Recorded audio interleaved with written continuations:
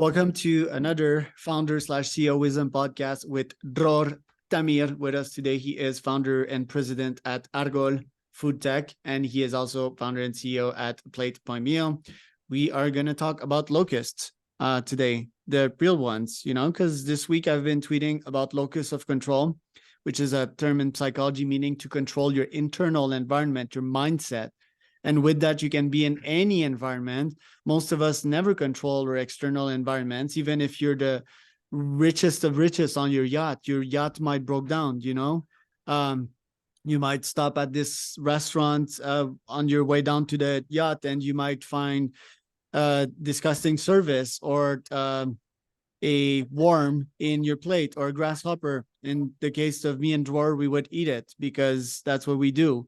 I'm really eager to speak about all of these topics today because a bunch of people are grossed out by grasshoppers or chapulines, as we call them in Mexico. But trust me, they are delicious. They've got that specific taste and crunchiness to them. They are delicious, and they're full of protein, and they're good for the environment. So, Dror, can you tell us a bit more about yourself and your company? Absolutely. Thank you, Charles. I was born in a kibbutz in Israel. Kibbutz is a small community that lives and shares things together.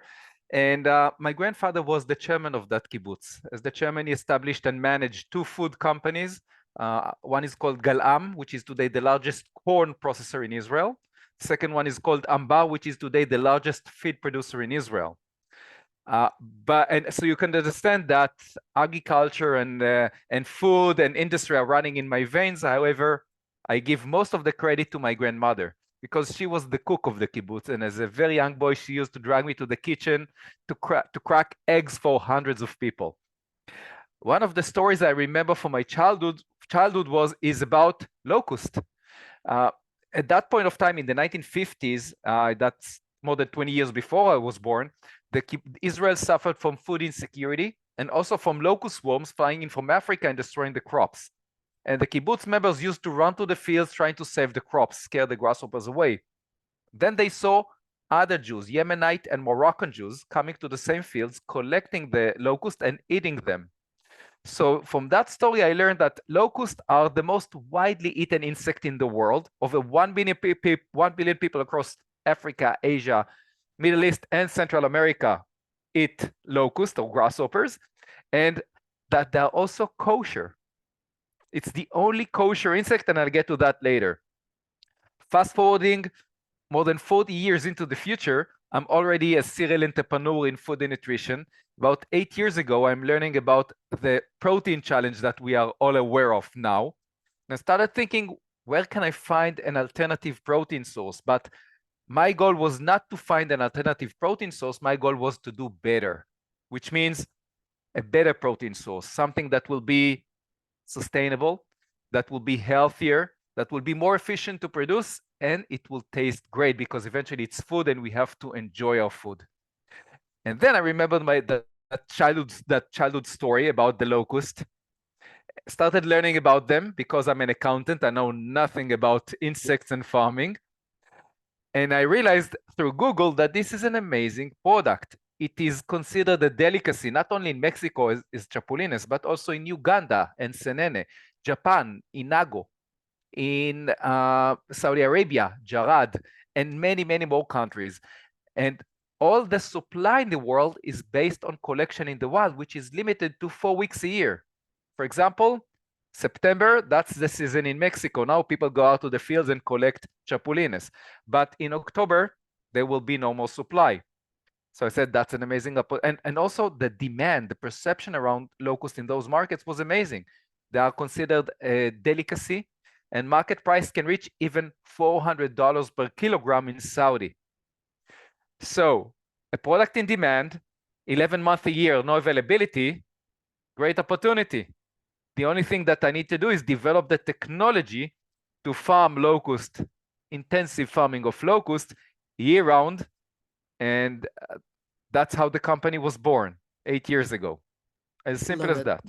Okay, so I want to start with the power of serendipity, which is something that AGI is not about to do. But how would you call that? Like, I never talk about locusts anytime. And my brain also went from locust to locust with a T this week, and I was 20 hours ago, and then I speak to a locust guy that like 20 hours ago. That what are the odds?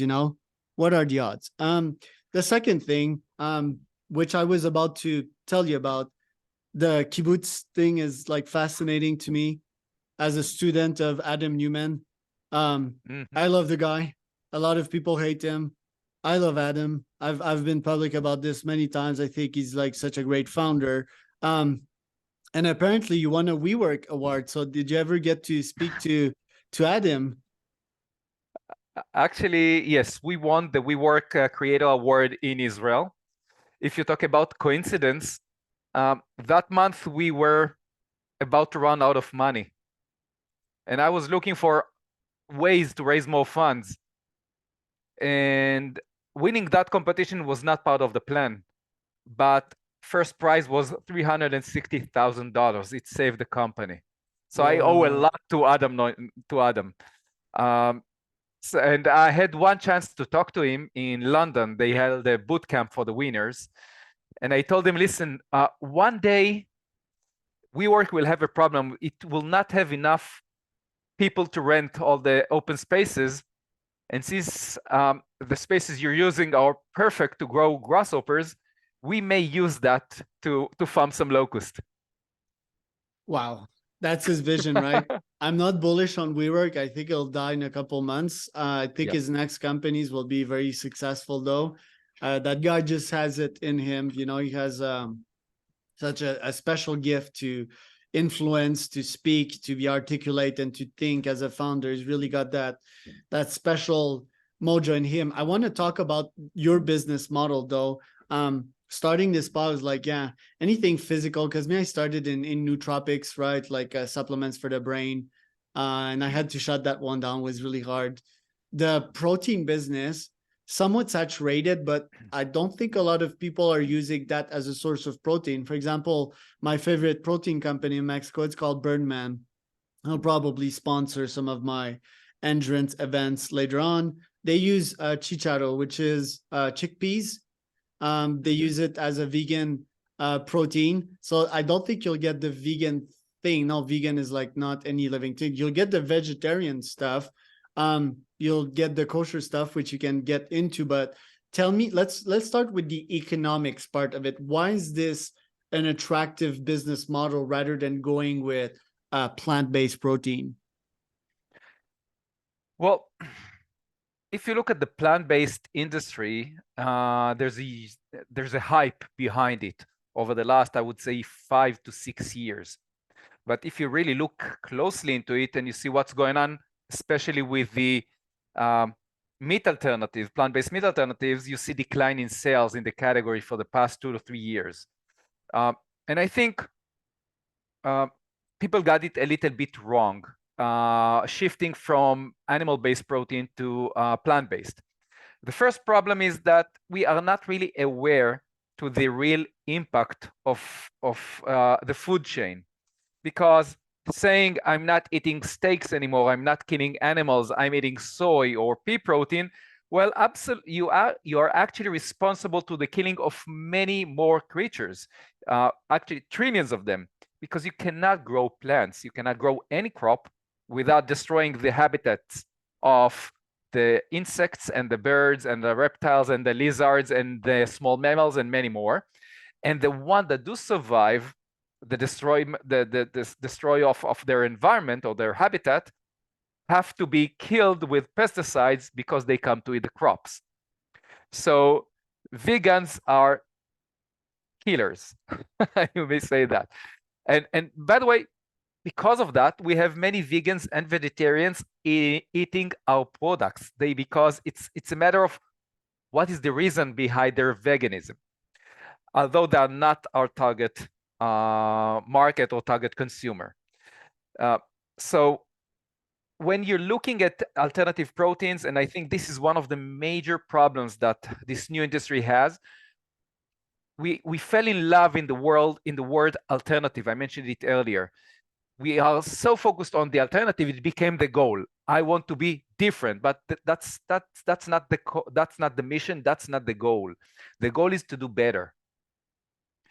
And the major problem of the plant-based meat alternatives, it doesn't taste as good as meat. So consumers are disappointed. They also realize that it is a highly processed product, ultra processed product. It's not healthy. And the third reason, it's even more expensive. So why should I stop eating meat if it's not as good? And when I'm looking at locusts specifically, they are better by every aspect. They have a great taste. They actually, when you add them to meat products, plant-based or animal-based, they enhance the meaty flavor. They improve the texture, and they improve the juiciness of the product, and they even provide red, purple color that looks like meat. So if you're looking at the future of the meat alternatives, using the locust as a functional ingredient, you can actually upgrade all the products, especially the processed meat products, sausages, burgers, chicken nuggets, and so on. Love The it. second aspect, the health benefits. We always talk about the protein, but protein is just one small ingredient out of the essential ingredients that we should consume. If you are consuming only whey protein as an athlete, you're missing the magnesium and the iron and the zinc and the folic acid and omega-3 that you need. So it's not good enough for you, or B12. And same goes if you're shifting completely to plant-based, you're missing some of the essential micronutrients. Locusts excel there as well. They are richer than any other plant-based or animal-based protein sources. They contain a lot of omega-3 and omega-6 and iron and zinc, folic acid, magnesium, potassium, calcium, B12, B3, E, and more and more. As a result, they provide a lot of health benefits. And since we are using the entire animal, the whole animal as a finished product, no processing. It is as it is. It's 100% animal. And of course, environmental impact, almost 1,000 times less impact on the environment compared to beef. So with existing resources mankind is using to grow cows, we can actually feed entire population on Earth for hundreds of years. Really bullish on everything you just said. And yeah, the calcium, I guess it's like the exoskeleton, because bugs don't have bones, so it's like that's cool also. And they're really good actually once you get used to them. And yeah, you can make a bunch of recipes. Your bars, they look quite appealing. It's funny because when you said like vegans are actually killers, like that's enough to get canceled in this modern world, which is quite funny, right? But Yes. I mean, they're not like, well, we're all killers. That's one. I think we'll find alternatives, but I think it's cool also that we're seeing like folks revolt against this woke world, you know, and what you can say, what you can't say. And vegans are definitely part of this woke army of like, and I mean, it's more nuanced than that, but a lot of vegans are vegans just to say that they're vegans and just to feel more righteous. I am more holier than thou, sort of folks, you know, and I am definitely not in that camp. I am in the smart and rational camp. Vegan, I've A/B tested it. I A/B test everything. Never stuck. So I'm not saying that Charles is a good judge of pretty much every diet, but I am good at that. I've tried keto. I've tried 1 meal a day. But yeah, if I haven't stuck to it, you know, it's somewhat questionable. When I go on retreats, I go with these vegan diets. My stomach just doesn't vibe with it. I thrive on meat also. When I eat a good juicy steak, I get like humongous energy. The problem with that steak is that, yeah, it's like the emissions, you know, of a cow. So I'm looking for alternative, and I don't often have that juicy steak. But yeah, I think it is ridiculous to live on this planet Earth and think that, you know, you don't kill anything.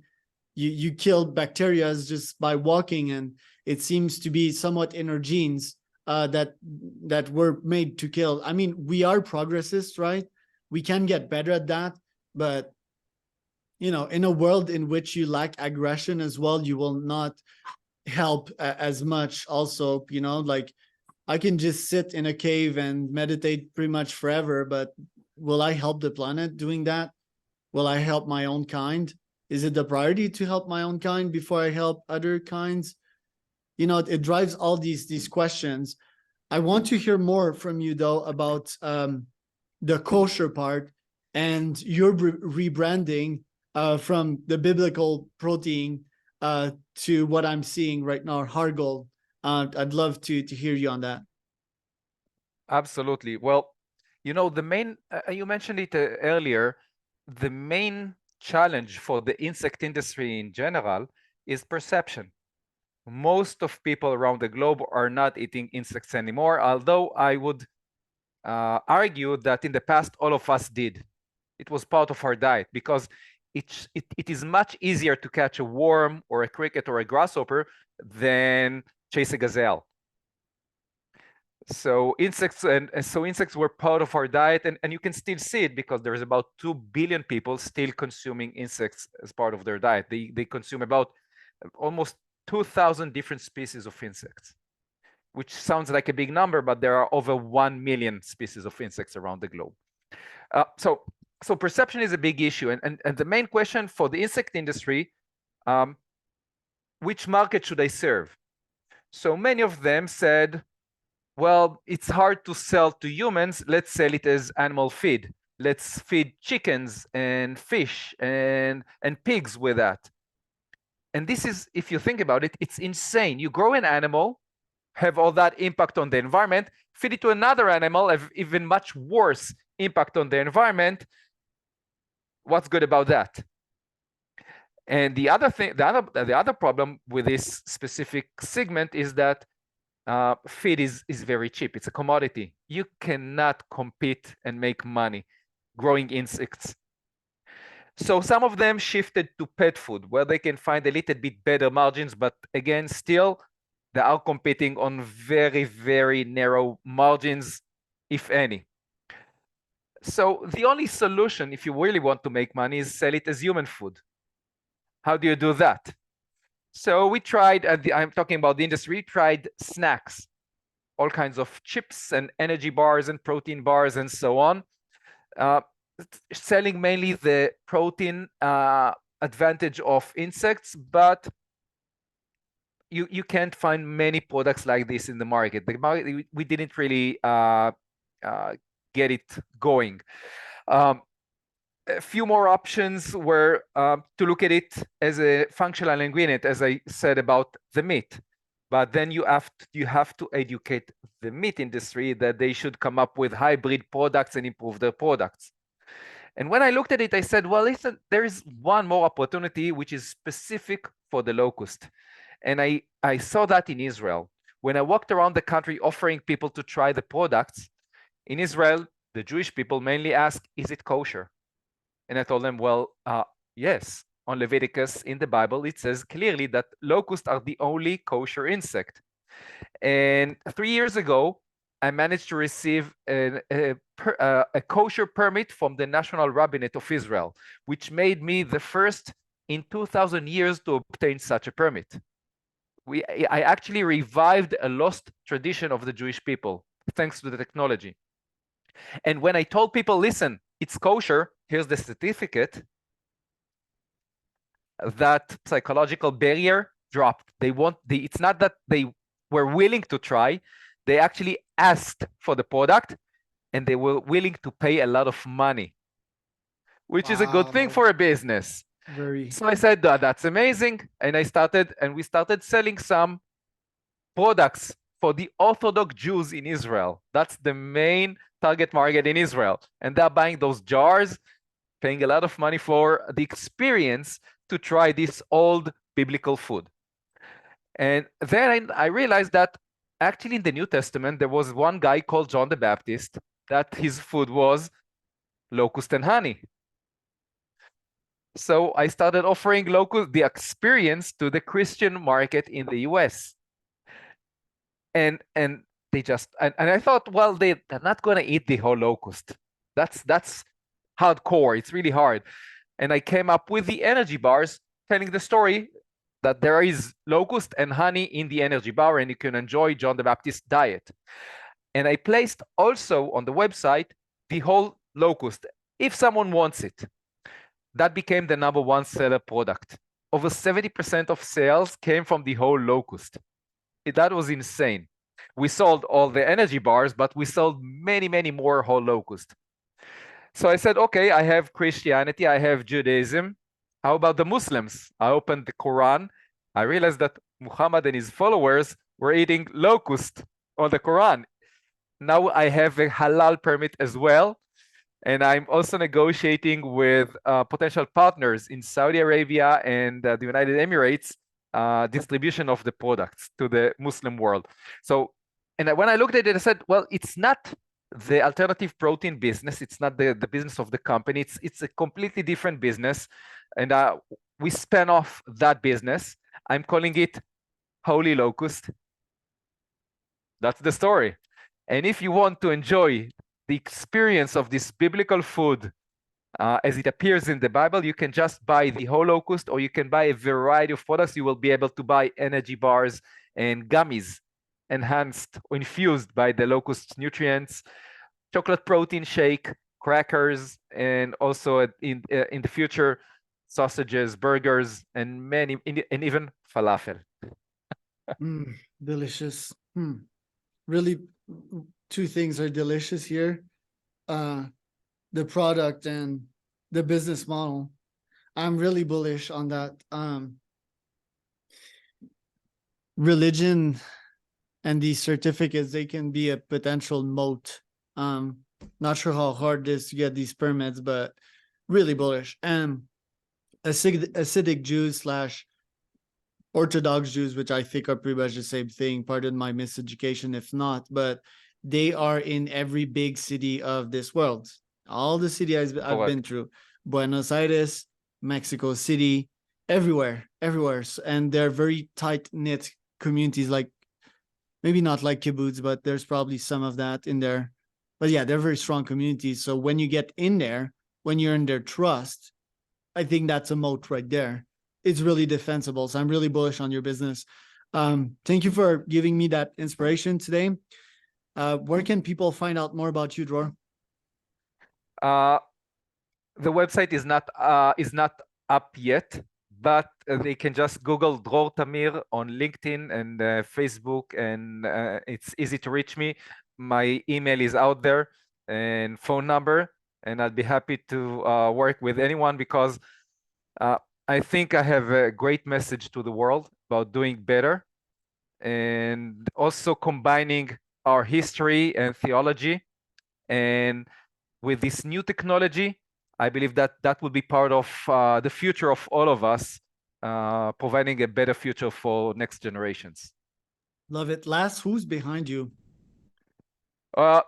This is supposed to be this biblical image. You can call it John the Baptist or Moses. Is actually my neighbor from Pardes Chana, a small town in Israel. And that's the real, and he's standing in the Jordan River enjoying locust and honey.